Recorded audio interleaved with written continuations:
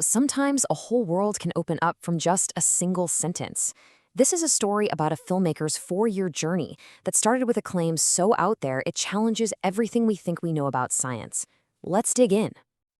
It all kicked off with this: a child saying, "I can hear thoughts." And no, this wasn't just a kid's imagination running wild.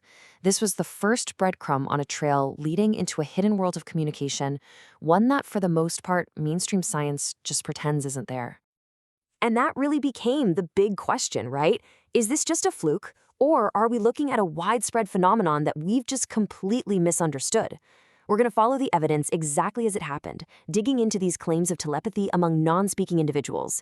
And, believe me, this rabbit hole goes deep. Now, what's really interesting is that this whole investigation doesn't start with some psychic or a mystic. Nope. It begins with a highly credible, seriously credentialed neuroscientist, a Dr. Diane Powell, who kind of just stumbled onto all of this while she was researching something completely different. And look, her credentials are a really big deal here. We're talking about a Johns Hopkins-trained neuropsychiatrist, former faculty at Harvard Medical School. This is not someone on the fringe. See, she was studying savant skills in autistic children when parents started telling her something that just blew her mind. They'd say, I don't think this is a savant skill. I think my child is actually reading my mind. So when the filmmaker asked her how accurate these kids were in her first simple telepathy tests, where one person looks at a random number and the child tries to guess it, this was her answer. Over 95%. I mean, come on, that's a number you just can't chalk up to chance. It's statistically staggering, and that's what got him hooked.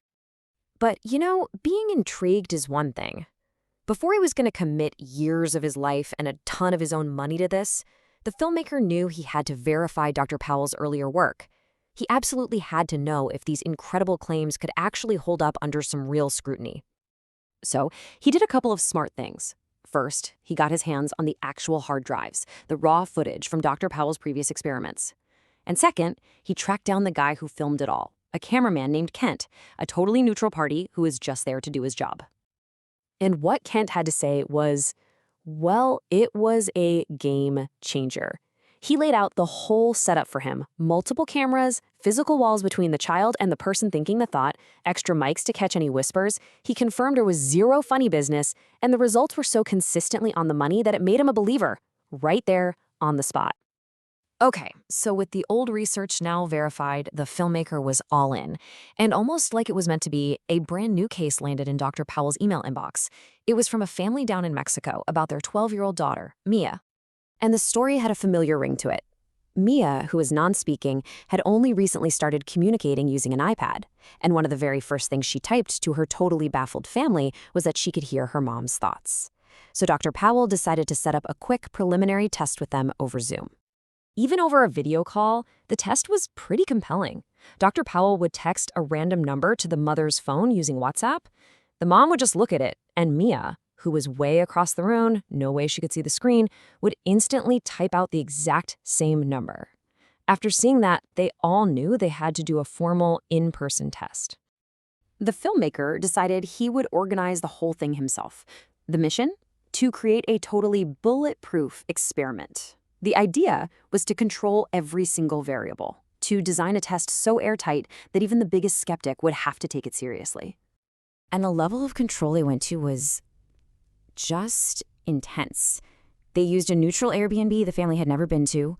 The filmmaker bought all the props himself, the iPad, the blindfold, so nothing could be tampered with. They used a physical divider. They even used a special mindfold blindfold that the crew tested to make sure it was 100% pitch black inside. They even covered all the mirrors. The whole thing was designed to be absolutely irrefutable. So, with the skeptical cinematographer watching every move, a neutral translator on hand, and cameras rolling from every angle, the tests began. And the results, they were immediate. All right, so for the first test, a random number generator spits out this 3-digit number. It was shown only to Mia's mom, who was sitting behind a partition. Meanwhile, Mia was on the other side, wearing that blindfold. Her mom focused on the number. Mia took off the blindfold and typed her answer. A perfect match. And listen, this wasn't a one-off thing. They did this over 20 times with different random numbers. And she nailed it every single time. Not one mistake. But the moment that really blew everyone away was the book test. The filmmaker brought a book from his own house that Mia had never seen before. Her mom would open it to a random page, and Mia would type the correct page number. Then, her mom looked at a picture of a pirate on page 26, with the book facing completely away from Mia, and Mia typed out Pirata, the Spanish word for pirate. The entire room just erupted. The evidence was so powerful, it actually converted the crew's own skeptic in residence. The cinematographer, Michael, said later he was watching everything like a hawk, every angle, every possible reflection, looking for any trick in the book. He found nothing. What he saw that day absolutely convinced him this was real. Now, in that moment, with everyone's minds completely blown, you'd think this was the triumphant finale, right? Well, this is where Dr. Powell dropped a bombshell that was, in its own way, even more shocking than the telepathy itself.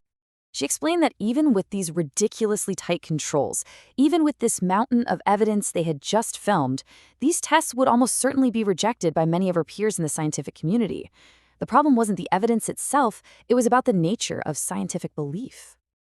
And this is the real heart of the issue: materialism.